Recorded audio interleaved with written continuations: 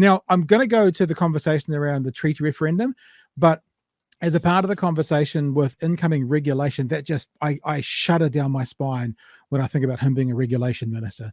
Basically, his job to cut regulation. So hello, leaky house syndrome coming back again. This fucking prick again. They did ask him about the same thing, about the that's a good freeze frame actually, because he was going to sleep his way through this fucking 3 years.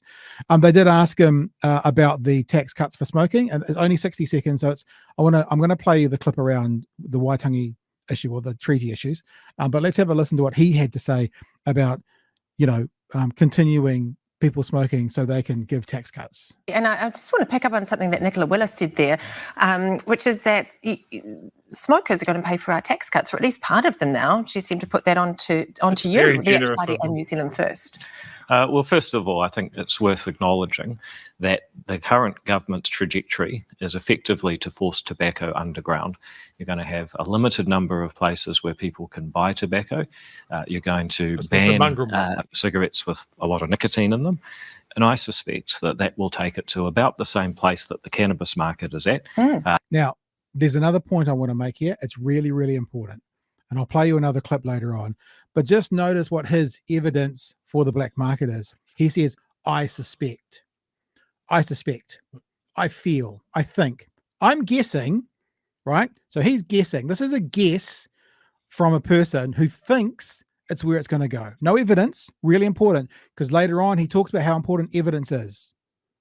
So, but I want you to see and remember, he says, I suspect. No evidence, no backing, no research. It's his guess. His gut tells him. You're going to ban cigarettes with a lot of nicotine in them. And I suspect that will take it to about the same place that the cannabis market is at, that you've got a lot of gangs making a lot of money selling it underground. What is now going to happen is that all those dairy owners, it's part of their revenue, all of those people who are law-abiding and don't break any other rules can continue to buy, and the government can continue to tax it. And I think that's a more realistic solution than what the previous government was headed towards. So I'll play this before we get into the Waitangi thing, because when it came to tax cuts and when it came to issues around tax, he's very keen to make sure they make decisions based on evidence. So I'm going to play this for you again. This is on my Twitter feed right now, and I'll play you the first clip, which he suspects, and then I'll go into the second clip from the same interview as to how he's approaching other policy. Well, first of all, I think it's worth acknowledging that the current government's trajectory is effectively to force tobacco underground. You're going to have a limited number of places where people can buy tobacco.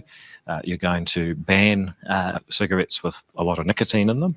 And I suspect that will take it to about the same place that the cannabis market is at, that you've got a lot of gangs making a lot of money selling it underground. Right, I suspect. So he's making policy on suspicions, guessing, feelings, as Chewy would say a lot before the election, the vibes.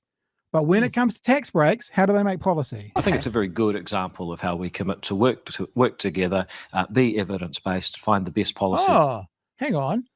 You need to be evidence-based. Hang on, they're feeling different. This is very confusing. It's very confusing because the first one was the vibes is how you make policy, but now it appears you're saying you need to be evidence-based. Work together, be evidence-based, find the best policies for New Zealand with everyone bringing something to the table. So, Rimmer, what does evidence say about smoking and continuing it on? Well, what the evidence says is 8,000 more dead New Zealanders by 2040, but you suspect it might do a bit of a black market.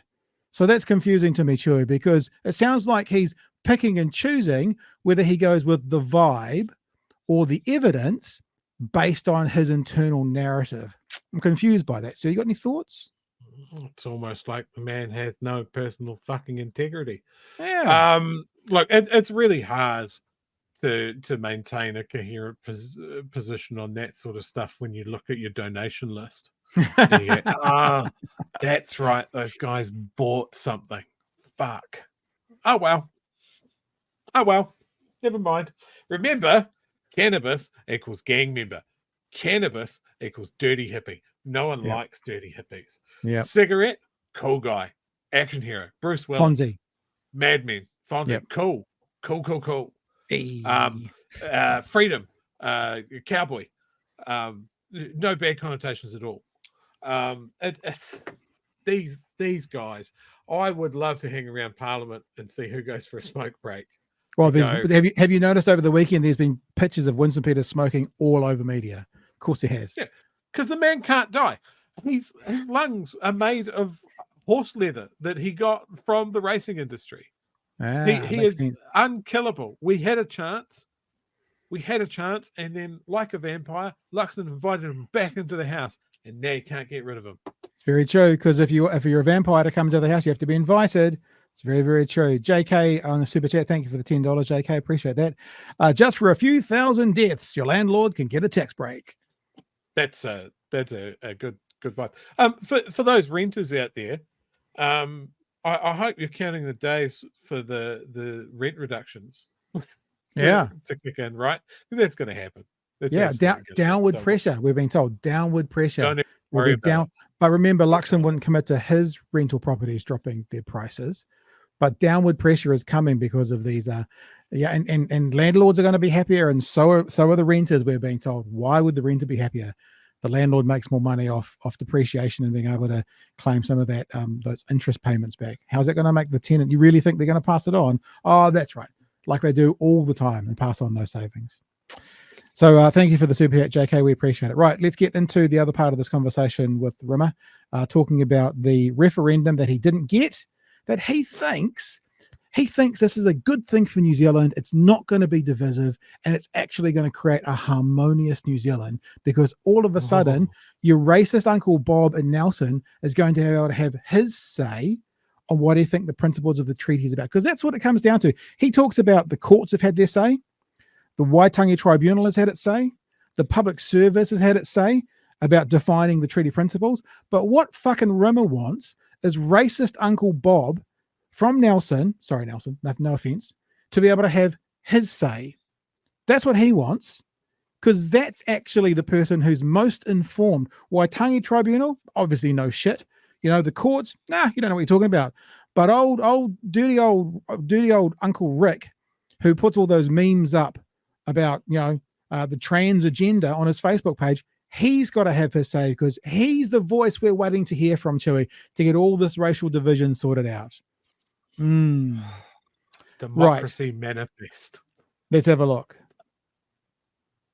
The treaty principles, you didn't get the referendum, but you did get this treaty principles bill to be introduced and supported to select committee. What is the point of that? Because the other parties have said outrightly, not going to happen, the referendum. Well, the Treaty Principles Act is actually the piece of law that would be confirmed by referendum if it goes all the way through the three readings. So the other parties were a bit sceptical about that, and we said, okay, well, let's just get it through the first step, draft the bill, debate it, send it to a select committee, allow people to have a say about our treaty principles. And I suspect that people actually are going to really welcome that conversation, that it's going to be a positive thing. That people are going to welcome it, and it's going to be positive. I've just been hearing we're all going to be holding hands in the street, Pat. It's going to be fucking lit. All that commentary from Māori elders and stuff around the country over the last few days have all been saying that. Oh, hang on. No, they've been saying the opposite. But Rimmer knows, and racist Uncle Bob, they know. It's going to be kumbaya, peace, love, and mung beans for everybody. The people who are out there saying this is all terrible and you're not allowed to have that debate, say, hang on a minute. Debating the principles of the treaty actually increases the mana of the treaty, because we're finally talking about it democratically. We haven't done that. It's all been decided in back rooms in the courts, the Waitangi Tribunal, and the public service. Yeah. It does depend how it's debated. I mean, what the fuck does the Waitangi Tribunal know, Chewy? I mean, about Māoridom and the treaty, what would they know? I mean, racist Uncle Bob, he knows a thing or two. Waitangi Tribunal, what do those dicks know? The nature of that debate. Agree. And I just suspect that after we go through that process, the other parties might just change their mind and decide it's a good thing they want, or they might not. But we've secured to get it that far, and I think that is tremendous progress after 40 years of Parliament saying there are principles, but refusing to say what they are. Ever the optimist. But, Christopher Luxon was saying as recently as yesterday, absolutely not, that, they would support it through that first bill stage, but that they wouldn't absolutely not support it beyond that. So what is, I suppose, you've criticised the current government. He hasn't said that. He said it on News Talk ZB. There's been some confusion. He was asked if they had any commitment to do it, to support it beyond that. So you think the door is open? Absolutely. Okay. Because the government, you've criticised the Labor government for sort of its pet projects and, spending a lot of time and energy on them. This does seem like the same thing. If it's not going to go anywhere. It's an absolutely critical debate about what our founding document means to us in modern times. That has to happen. 2 years ago when we raised the prospect, nobody supported the idea of a referendum. Now it's a live debate that is going to get at least some way through the parliamentary process and potentially further. The idea that having a proper understanding of what our founding document really means, decided by all people, is, as you say, a pet project. I think that's probably a poor choice of words. Now, this is the other thing. A proper understanding of what our founding document means according to all people. Like racist Uncle Bob. Look, respectfully, me, Chewy. I'm not the fucking person to figure that out. But this is the virtue signaling. This is the, his funders and his supporters and his voters want this. He is suggesting that democracy means the people of New Zealand can decide what this founding document means. Now, in one way, that's basically saying we can make it mean whatever we want. Then what? Like, hang on, academics, historians, experts, Waitangi Tribunal, courts, people who work in this world. Like, could you imagine going to the mechanic, Stewie, right? And rather than listening to the mechanic, this is what's wrong with the engine, going, well, hang on, I want to ask all the people on the forecourt if they know. Because if we do this democratically, then we'll get to the answer as to what's wrong with my car. No. You go to the expert, you go to the mechanic, you don't go, well, you don't know anything. I'm gonna ask those 3 ladies over there filling up their cars. They're gonna know something. It's just lunacy. Like, on one hand, I'm glad that it's a bill. It's got to pass. There's no fucking way it's going to pass. Like, that is my shred of hope there. The thing that is going to do the damage here is just the discussion of it, right? Yeah, of course. It's like you can't turn around to an entire country with a European descent majority, and just people will think it is a good discussion. No, they're not. They're going to come at it from a position of absolute fucking ignorance, because that's what there has been around any discussion of the treaty for as long as I've been alive. Yeah. Like, if Māori get anything, then they're greedy. Like, I have a really clear memory of the Ngaitahu settlement. And one of the things that the Ngaitahu were asking, which really got people up in arms in Timaru, I tell you what, the letters that went to the Timaru Herald that I remember, people were hot. Can you believe that the South Island tribe were asking for Mount Cook? They were asking for a mountain that was named after the greatest Royal Navy middle manager that's ever been.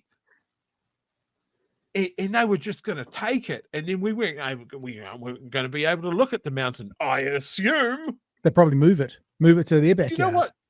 Do you know what the Ngaitahu did? What's that? Greedy pricks. They added another name. Now it's Aoraki Mount Cook, which is, of course, like I've broken out in a migraine even trying to keep those 2 names in my head at the same time.